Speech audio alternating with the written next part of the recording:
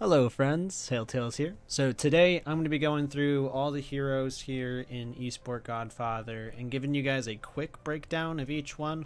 We're not going to go in depth into their mastery or what each card does per se, but I'm going to give you a rough understanding of each hero so that when you're loading into your first couple of matches and you see the portraits, you at least have a rough understanding of what they do. And then if you guys want to see more in depth with each hero, just watch the playthroughs of how I play with each hero type of thing. I might in the future do a more in-depth dive on each individual heroes or maybe a series focused around those, but for right now we're just doing a quick dive into each hero. We're going to be going based off of hero class. So if you don't know, each hero class gives you certain things at your gold benefit and your XP level. So every time you level up, you're going to gain 9 attack and 120 for the warriors or the fighters, whichever. This says fighter, this says warrior.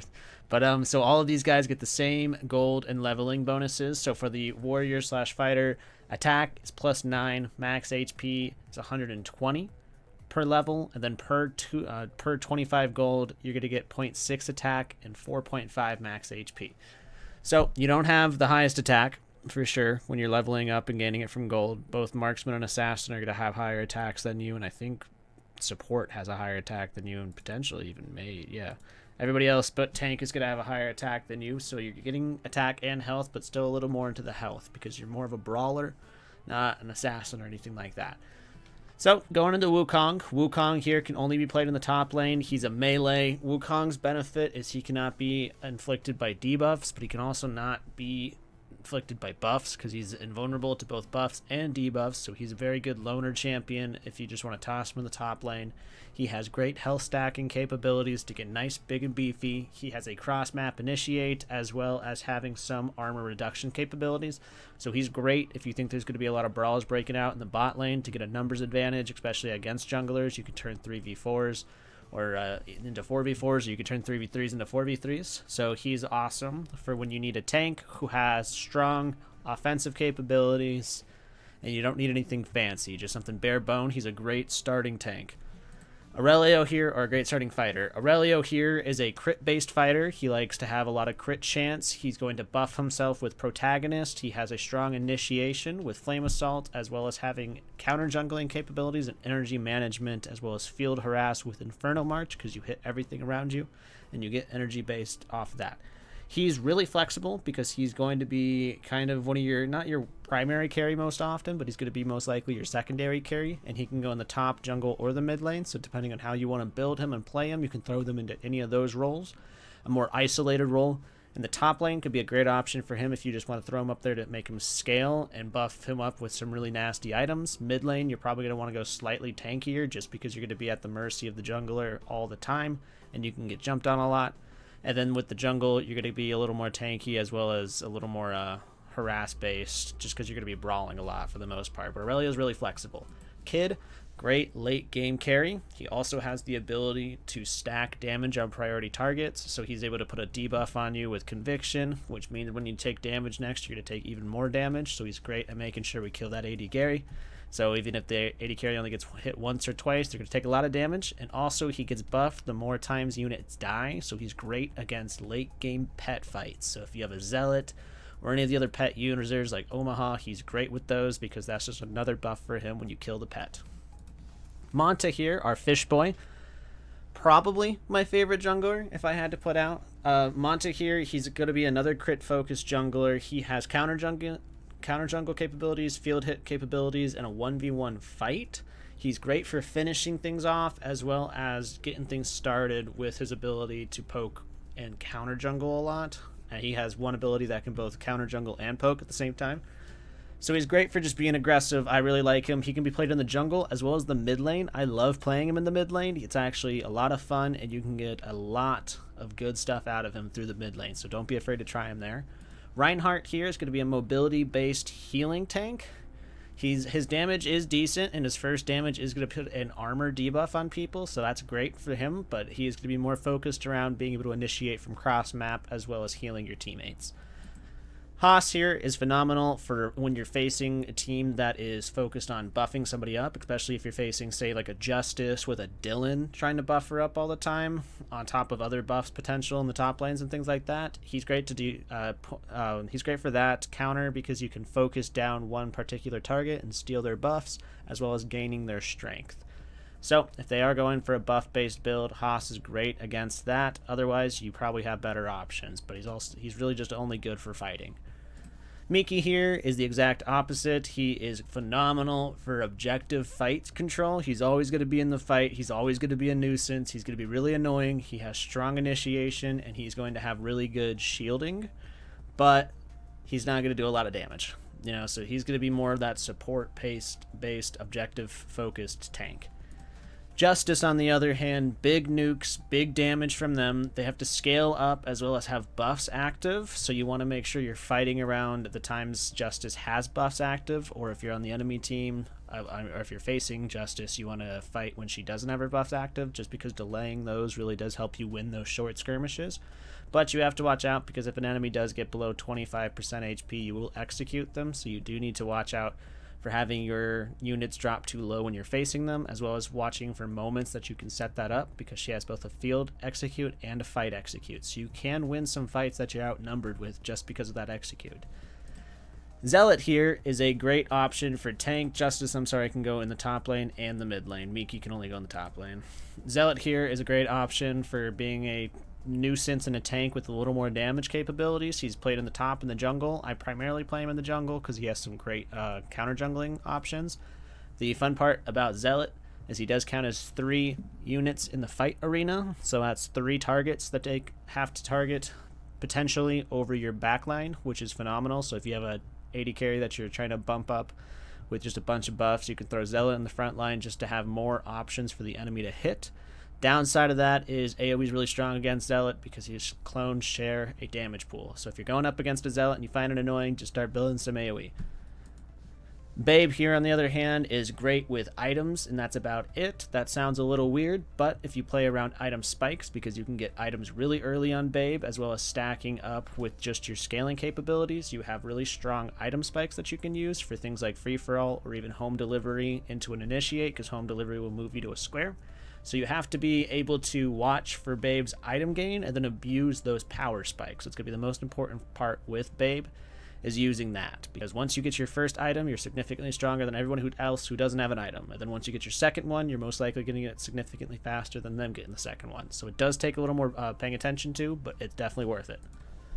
Wolfgang is our hybrid option for the fighter, so is Justice. Justice is also a hybrid option, but Wolfgang is going to be more of our hybrid tank. He's not full tank and he's not full fighter or anything like that, but his abilities have him being able to lifesteal. He actually has a counter jungle option as well as 1v1 fight. So he's good for pulling big guys in. I mean, he's a big guy. He's good for pulling the little guys in and then just kind of crushing them with his stacking abilities. And he also steals and absorbs some of the enemy's stats. So we like that from him. Anyways, Cube here. Cube is great for field hit and harass in the top lane and forcing fights. So if you're just planning on having top lane as an island, you can throw Cube in there just to completely ruin that. If the enemy just wants to farm up in the top, you throw Cube in there, just try to fight all the time, harass, poke. It's a great option if you're looking for something a little more proactive. They can also go into the mid lane. Great option in the mid lane, especially if you're looking to push down turrets, just because there's only 1 hex in the mid lane. So your abilities that push a lane are even more important in those. So that's the fighters. Early game, personal preference for fighters. The fighters that you're going to have unlocked is going to be Wukong, Aurelio, and Kid, Miki, Justice, and Zealot, Wolfgang. Now, I would recommend playing Miki if you want to focus on other lanes and then just have a team fighting ability. That's always a fun one. If you're trying to learn how to play more of a farm-based top laner who's going to come in and kick some butt, Justice is great for that. Otherwise, Wukong. Wukong's probably the easiest fighter to just throw into any comp. Next, we're going Mage. So Mage is here, balanced class with slightly stronger offensive attributes. Is going to get 12 attack and 90 health per level, and 0.7 attack and 3.5 health per 25 gold. Now, the fun part about mages, some of them are going to be focused on not tanking. Some of them are going to be focused on dishing out damage. Some of them are going to be focused on support. Some of them are going to be focused on debuffing. So you have a lot of flexibility when it comes to the mage role. But the first one we have is Bunu Shan. I personally consider Bunu Shan to be not a combo character, but a character that needs to be unlocked through combos, because they have 70 of their stacks of Serenity at the beginning, which just means after quote-unquote 70 stacks go away, they transform into a Cyclops. Every round, a stack will go away. Also, every time you field hit, a stack will go away. So you want to combo this character with a bunch of field hit, because the faster you can get them to become a Cyclops, the better, because the Cyclops has 3 attacks per round instead of just 1. So it's really important to build Bunu Shan around field hit. You don't want them to be the only one with field hit, because then they're kind of useless. Tiger Boy is a great option if you want somebody who is going to be a melee magic dealer, a little bit not tanky but annoying, who also has debuffs, a stun, a buff, as well as card efficiency management, because through Whimsical you can get the card cost reduced and all that. So they're fun, they have a lot to offer, but you also have to pay attention to a lot of what you're doing with them, because you have to set up double troubles correctly. Mischiefs are always fun if you want to do that with people not participating in fights, and then Whimsical. So they're a little bit of brain effort if you want to use the cards right, but they're a great option if you're looking to stun, debuff the enemy down, and just be annoying. So our boy Kaka, our big boy here with his good boy, his little stone dog, he is purely based around having his dog also out on the field. His dog does count as a separate unit at times. And just fighting. So this is a very aggressive mid laner or a jungler who's going to try to control the enemy jungler and start fights wherever they find it necessary. QB, a stacking mage. QB's great. I'm sorry, Tiger Boy can be played in the top, mid, or support. Very flexible character. QB, a life-stealing stacking mage. So you want to be scaling up with this one, stacking with cards, and then you have a lot of life steal through them. They're weird, but they're fun. You know, if you want a tankier or more survivable damage dealer, a pretty decent option. Entity here, queen of field damage. If you're doing a field damage build, you want to build Entity on top of that, due to the fact that they have something called return performance, which you attack all the enemies that have been attacked this round.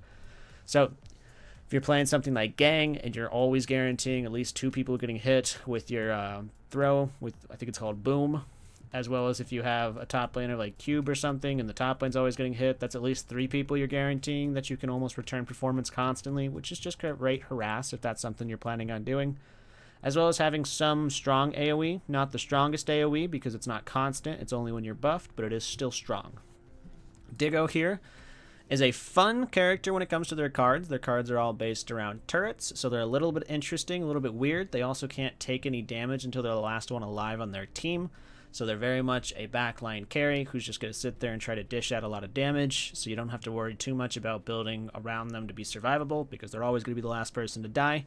Very weird, very fun. It's going to be a lot of a kind of a mix and match with which comps they can fit into. They can kind of fit into anything just because they're really weird, but they're a lot of fun. Mihawk here. Mihawk is actually really good at busting down tankier characters, as well as just dishing out consistent damage. Their harass is a little low, so you always want to be careful when it comes to harass in really big differences between stats, because you want to be able to push whichever lane you're playing, either the top or the mid lane. You want to be able to push that, and if your harass isn't doing damage and you're not forcing the enemy out of lane quite often, things can go a little bit weird. But if you're going up against a tankier character, you get 8% of the target's HP damage and you ignore armor and damage reduction. So Mihawk is good at going in and busting out some tanks, but you do have to pay attention to his cards and kind of get him set up a little bit more, but we'll go into that when we play him. Diggo, by the way, can also be played in the bot lane as well as the mid lane, so you can kind of just decide which area you want to carry him in, and then which utility characters you want to put in either the bot or the mid, depending on where you put Diggo. Dylan here, pure support character. You have an increase in attack power, farming efficiency, health, and you get to strengthen potion, so increase the attack power of somebody every fight. You're just picking him to buff up somebody. He can go in support or mid. Really just matters where you want to throw him. Maybe you want a more aggressive support, and then you're still buffing up your bot laner in fights and all that later in the game. So you throw him into the mid lane. It's a safe mid lane pick. He doesn't get too beat up when it comes to harass or anything like that.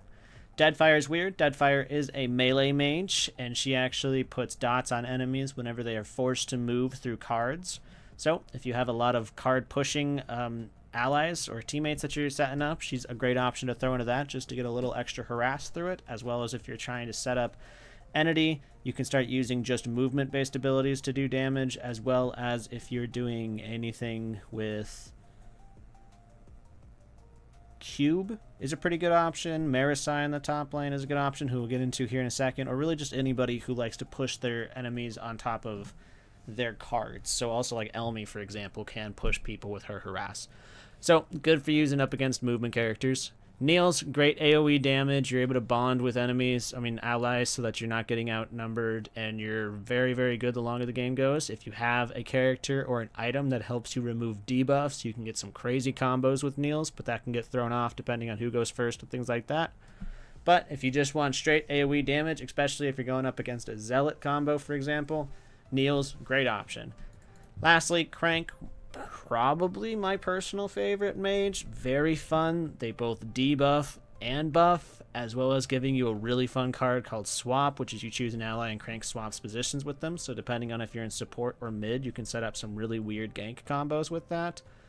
But they have both debuff capabilities as well as buffing capabilities. So, and being played in the mid lane or the support, if you need a little bit of damage and you want to debuff and buff your allies at the same time, Crank's a great option there. Tanks are a really fun role. I tend to play a lot of tanks, either in the mid lane or the top lane. Bart here can only be played in the top lane. He is great if you are looking at pushing towers. Real fast, we have to go over this, though. Tanks, strong defensive attributes and weak offensive attributes. Per level, 6 attack, 154 health. And per 25 gold, 0.4 attack and 6.5 health. So very, very, very tanky. Very beefy, and once you get items after you enter League 2 and you have items, you'll get introduced into presence. Every melee unit has a base presence of 4, but with items you can either lower or raise your presence. So getting big, beefy tanks can be very worthwhile, especially against certain combos. Like characters like Elmi can get really screwed by having 2 really big tanks if they have a lot of presence and she's constantly wasting her double attack jumping between the two. But anyways, that's not what we're talking about. Right now we're talking about our boy Bart. Bart here can increase the amount of damage towers take, can also make you push 3 times in whatever lane he chooses, as well as giving you a shield. So he is phenomenal for protecting allies across map, as well as forcing pushes, either in his own lane or an ally's lane. So if you're going for a turret pushing build, you love Bart. I love Bart. He's one of my most played. Bigfoot here, on the other hand, he's a debuffing strategist. You gotta remember to debuff for fights. Rapid cooling here saves a card so that it doesn't get discarded and you get it back in your hand the next time. So that's extremely useful for setting up combos that you want to do this turn and then set up another thing next turn. But you got to also remember you got to stack Frostbite and Blizzard before the fights and get those all going. Get that all going. So it's a strategist and a debuffer, very tanky, very fun.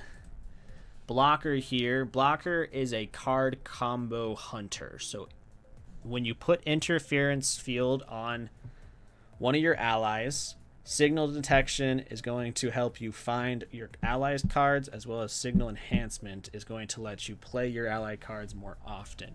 So you're putting that on a carry, as well as somebody whose cards you want to play more often, and then with this character you help hunt those cards down. So you can throw them into a team with Bunu Shan who wants to use a lot of field hit, and you're playing with Gang and you just want to constantly be able to use one of Gang's big explosion ones, and you're looking for it through interference field and signal detection, and you're reducing the cost with it with signal enhancement. So every turn you're getting 0 boom, and then you're getting happy birthday for 3, and you're getting the other big thing for 2 type of idea. So you can really start stacking up specific combos that way. You can even throw it on a tank so that you always have your mobility or your annoying initiates. You can throw it on Lubos, so we're constantly hunting down duels. It's a card comboing character, so you're really playing it to enhance another character. Hakuna. Blocker can only be support. These 2 can only be top. Hakuna can play top lane or jungle. Hakuna's great at pushing towers through plunder, as well as doing some field damage with field charge and having initiate. So they're great at just brawling in general. So you're constantly fighting, you're wanting to take space by through their turrets so that you have more jungle to farm. You're constantly trying to get into a good position using Dominant Onslaught so you can start 4v2s and 4v3s. And then Furious Charge, you just have good AoE damage. You get really tanky, and you're also good against enemy tanks-ish because your special does base off of target HP, but it's not that important. Frank, good late game meatball. If you just need a meatball who is just going to be a nuisance, take a boatload of damage, but also dish out a boatload of damage, Frank's your guy. He loves getting hit. He loves hitting himself. He's going to scale the more damage he takes. Peter has a taunt.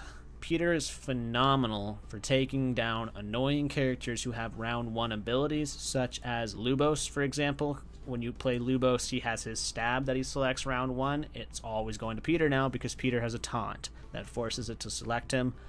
Also, Peter likes to stack up armor as well as health. So he's phenomenal. He's really annoying in the bot lane. If you're trying to save your towers, if they're trying to go for a more tower aggressive, you can go bot lane and just keep Peter in the lane constantly, which is a lot of fun. You can throw him in the top lane to just completely negate any weird top lane picks who are going full AD damage type of characters. But I commonly use Peter to stop a special attack that always goes off on round 1, like Lubos. Mercy here is a great field hit pusher. His Intimidation is an AoE field hit that you'll commonly be able to use to hit the top laner and the jungler if you're playing him in the top lane. You can also play him in the mid lane. Sometimes you can even hit 3 characters or more, depending on where you're standing in the mid lane and what's going on.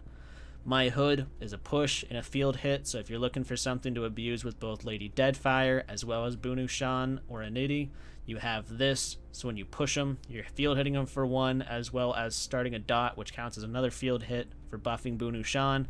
Or you can just always have your push, have Lady Deadfire put dots on them. So Marasai is great for falling into one of their thingamajiggies.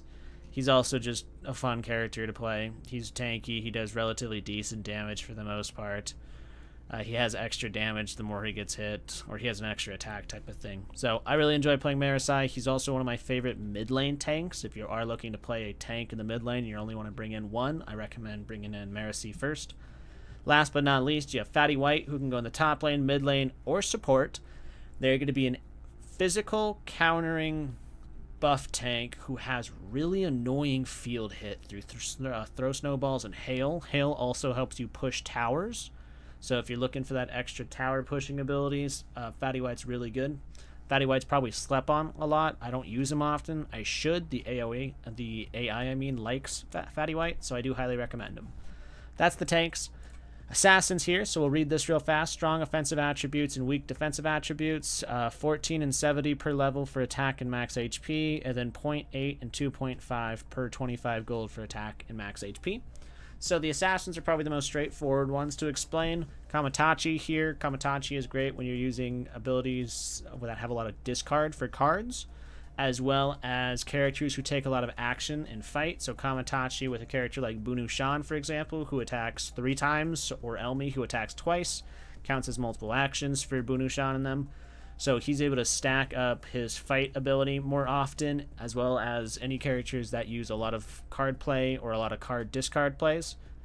They'll be able to stack up, and then Kamatachi also has a lot of mobility. So he is very good at just fast-paced gameplay. Strong mobility. He's benefiting off of you using and discarding a lot of cards, as well as having multiple attacks in your action.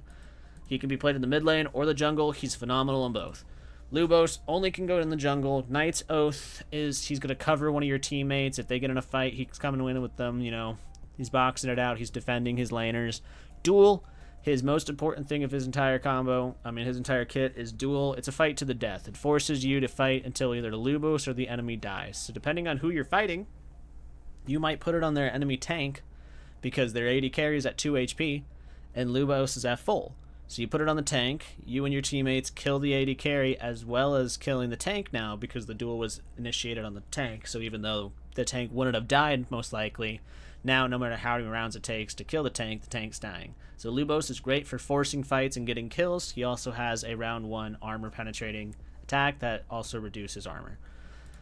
Gillis, on the other hand, is a great team fight initiating combo master through mobility. She wants to move enemies or allies around on the map to start fights that are beneficial in numbers for her team. She also nukes really heavily and takes reduced damage round 1, so you don't have to.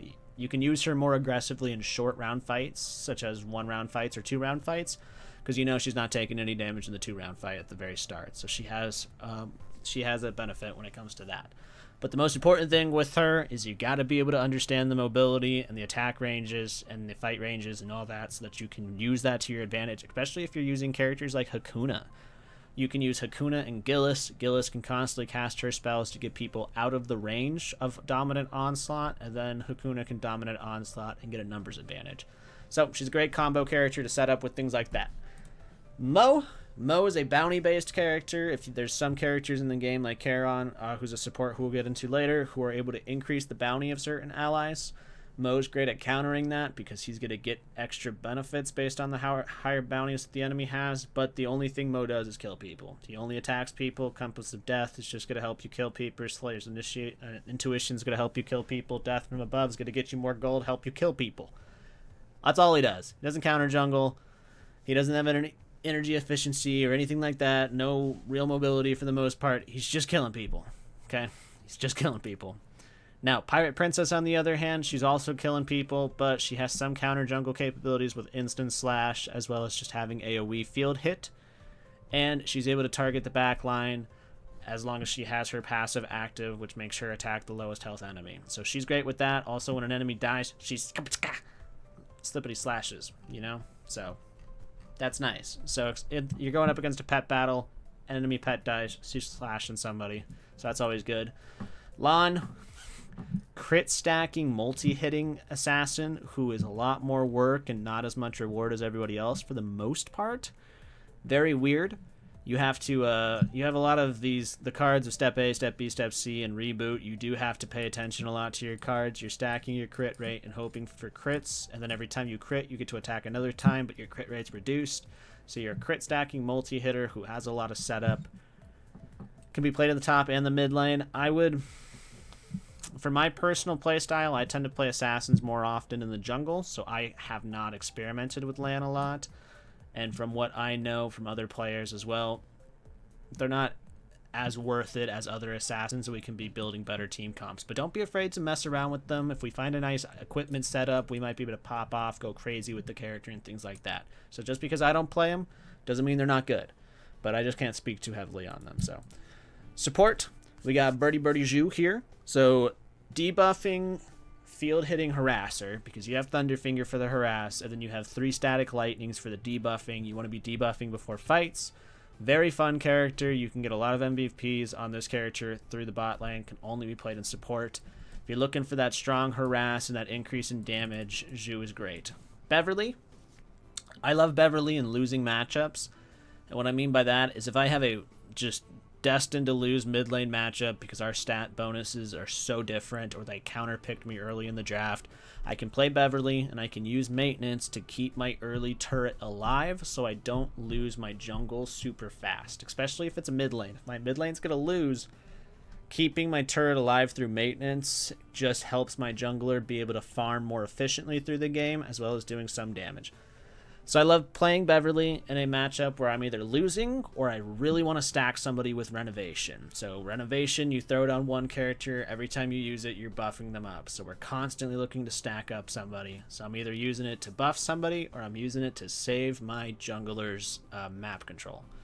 Polulu, they're a phenomenal shielding support who shields only the melee units. Super good in pet comps because pet comps count as melee units, and the longer your pet survives, the more often it's going to get hit, which means the less often somebody else is going to get hit. So it's really useful, especially with Zealot early game. As long as they don't have Gang or Neils early game and you're playing with the heroes pool locked, so you only start with the starter heroes, Polulu and Zealot's a great early game combo for you to mess around with. Just watch out for AoE damage. But Polulu is great for shielding as well as increasing attack power on the enemy, on the teammates. Acadia here, little weird. Acadia is a little weird. You want to be stacking up their sleepiness, removing it to get to get bonuses onto your characters, as well as using Good Night to help stop somebody from participating in a fight. So it takes a lot of setup, and it takes a lot of paying attention to Acadia. But if you are able to get things all stacked up with them, it does get very useful. And then you do choose an enemy at the start of each fight, and they can't go for 1 round. So you're taking somebody out of the fight on those early rounds. So if you are looking for maybe early game skirmishing fighters, you can take that Acadia in the bot lane so that you're always making their bot laner go 1 less round than us. So that can help out with your damage and your pushing. So a little bit of a weird character, but very strong. Charon, he puts bounties on people. He has great mobility options through Death Grasp, because I can either pull people in, both ally or foe. Death Finger increases the bounty of enemies, and the value of death will also increase the bounty of my ally. So, he's fun. When you die, you don't die right away. You get another round. Very useful for going through that. So that's always nice. And then, I think if they kill an enemy... So you gain increased attack power. You restore, when you restore Charon's level XP hit points when killing an enemy. If you throw this on Niels, especially if you're going up against pet fights, you can pull that off a lot. If Niels does somehow get focused right off the bat, you get that extra attack. That's very useful.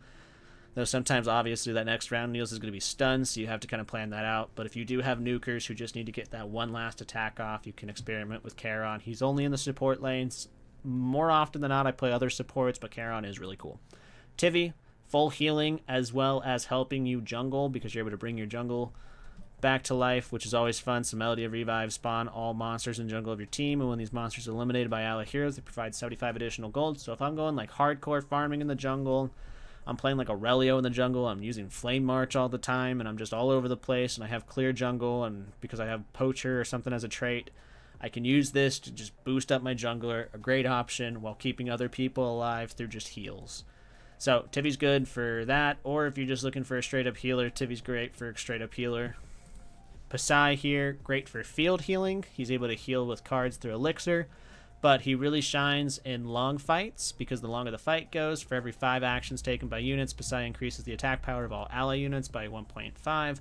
So if you have a lot of actions going on your squad, if you have a lot of field hits, not field hits, but if you have a lot of fight hits, so you have Bunu Shan, for example, and she's the Cyclops and she's hitting 3 times, that will start stacking up really long, as well as just having longer based fights, which you have a sacrifice right for, which is going to increase your fight chance, your fight rounds, I mean, as well as field hits. So they're very good at field, I'd just say field control, because they have both field hit as well as field healing, and then with fights, they excel in the long fights.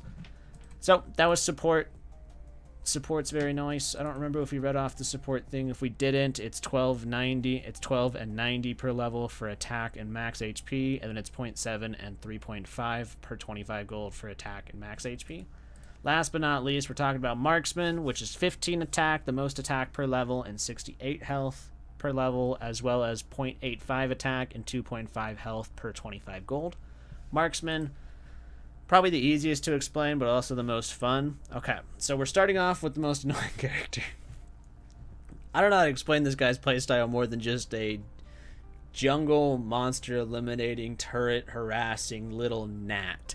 Because he's melee, he constantly is shielding himself, he nukes like a truck, and he's just all over the place with his both mobility as well as finishing capabilities. So if you're looking for somebody who's a little more tanky but still just box damage, or even if you want to pair him with Palulu and do a full melee team, everyone but Palulu, but still have a powerhouse in the bot lane, Burial's a great option. He can also jungle. Very fun in the jungle, especially with Final Shot, being able to counter jungle a lot with that. Birdie Lay here. So Lay is great for field attack as well as AP damage in the fight, because he is a magical based bot laner. So if you do need magic, you can throw in Lay and still have that field harass that you're probably looking for. Great to combo with a Nitty, because you're most likely always going to have either Thunderstorm, Heaven Strike, Piercing Light, or something in your bot lane through either support or athlete cards like Poke and Continuous Poke and things like that, Probing Shot, all that. So he also debuffs stacking Fragile, which increases the damage that the enemies take. So if they're either a really beefy team and you want that debuff to help out, or they're a really weak team and you want that debuff just to be able to nuke people down, great option if you're looking for that.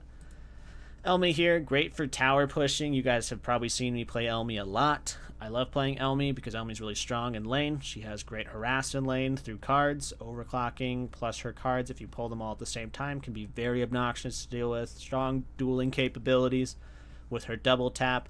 you get lucky in the 2v2 and you double tap either the support or the AD carry, that's a huge burst of damage. Otherwise, you're just doing AoE damage, which is also great. And then she just scales great if you're stacking her with somebody like Dylan. She's getting good buffs. So I like Elmi. She can be played in the mid lane or the bot lane. I like playing Elmi in the mid lane, harassing and playing Bart and just full tower pushing in the mid lane. So don't be afraid to throw her in the mid lane and kind of experiment with that. Baji here is great for you're doing card play as well as you are scaling based off of gold. But when it says here cash while the card is your hand, every time you play a card you gain 25 gold. You always want to make sure you have a cash in your hand if you can make it happen. So as you're playing cards, you're gaining gold. Now you want to be playing him in a team comp that has smaller card energy costs because it's the more cards you play. So not the mana you use or anything like that, but the physical cards. If you have like God, there's a couple options, especially in the mid lane. If you have a strong harassed mid laner going on, or if you have a fighter who has a lot of buffs that are low cost, like Miki, for example, with chicken running and things like that, or if you have Justice in the mid or the top and they buff a lot. Just being able to play those low cost cards with Baji, great for that scaling. Deep Space, scaling monster. He has reduced presence early, which is also really nice if you want to pair him with a melee support and then just not get hit during fights a lot of the time. He's also great at field harass and finishing people off with missiles, precision airstrikes, or just AoE volleying and just praying to God RNGs on your side. So if you're looking for that harass, a little bit of harass, but those strong late game team fights, if you're able to scale up, he is great.